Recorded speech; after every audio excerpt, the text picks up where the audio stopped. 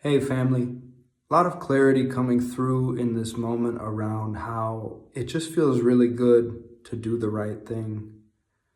Might sound simple, but I was reminded in recent days when I made a bit of a misstep, somewhat uncharacteristic for me. To be honest, I feel I generally exist in a deep integrity within myself, and that allows things to flow quite smoothly. And I got kind of swept up emotionally in something, and I stepped out of my own integrity at a point in recent days, and I really felt the immediate karmic backlash of that. And admittedly, I may be more sensitized to this than most people. I've always been a very sensitive person.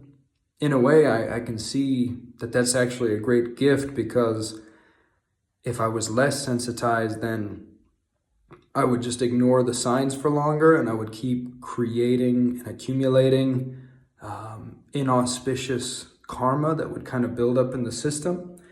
But through stepping a little bit out of integrity in a certain way, in a way that was related to communications and utilizing digital communications for communicating with people I've connected with previously through the work that I do. It wasn't really, in hindsight, a huge misstep. It was, like, in the grand scheme of things, relatively minor, but I did step out of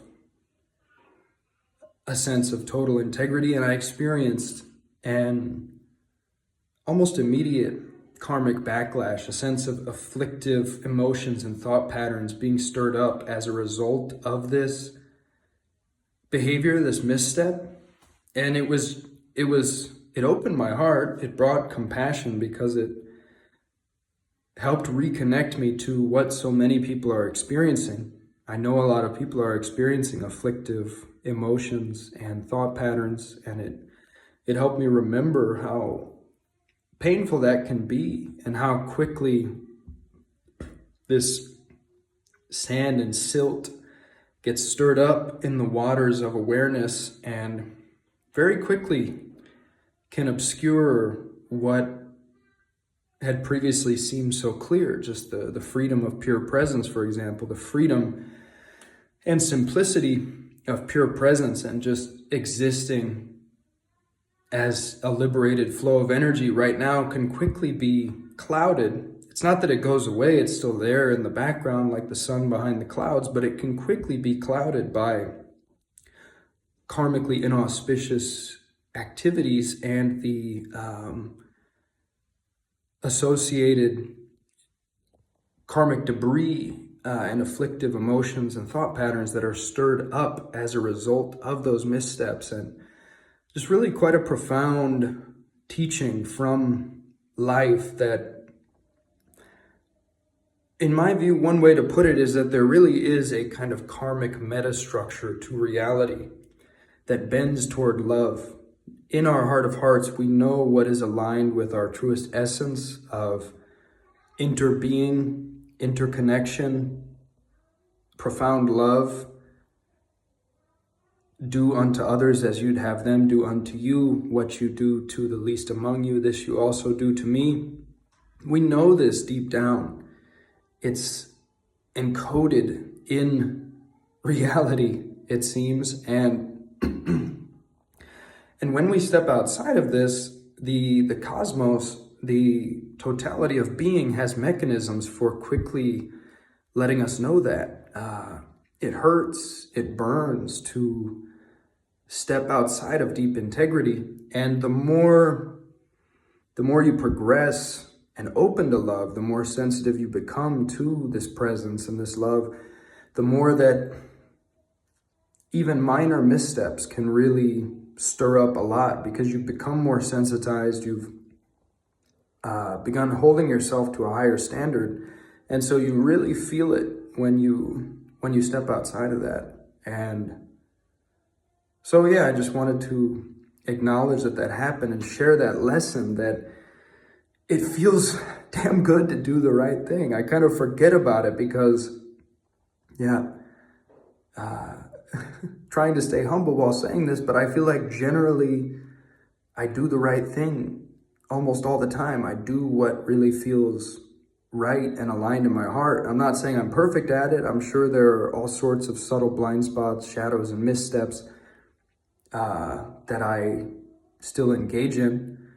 But generally, I really try to do the right thing. And it's like we don't notice how much that smooths life out until we step outside of that a little bit further. And then life is like, oh, reminder, there is a narrow path in one sense. In one sense, all streams lead to the sea, and the path is broad because we will be guided back home, in my view, and we'll see that we never left, and that love and presence have always been here. God has always been here. And in another sense, the path is narrow because it aligns with love. It is essentially doing the right thing in every scenario. You know in your heart what the right thing is, and the narrow path is doing that, walking that path of right action and right relationship to life and everything. And it feels good to do that. It feels good. It leads you home. It leads you back to your natural state. It makes it much, much easier to calm the afflictive emotions and thought patterns. This is why, all the great traditions have these protocols of, right action, ethical alignment before trying to go deeper on the spiritual path, because they understand that if you're living out of integrity, that's going to be stirring up a huge amount of karmic and emotional and afflictive debris that is going to make it very difficult to meditate or to cut through and discover the stillness and peace of presence. So, just a beautiful reminder from life that I wanted to pass on to all of you. I hope this is valuable in some way, and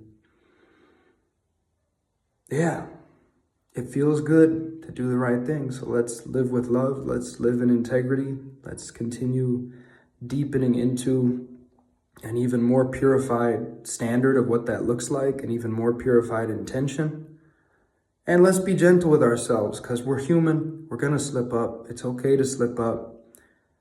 You are forgiven. If you're holding on to something, you are forgiven. Divine mercy forgave you before it ever even happened. So let it go. Learn the lesson and let it go. Learn the lesson, let it go.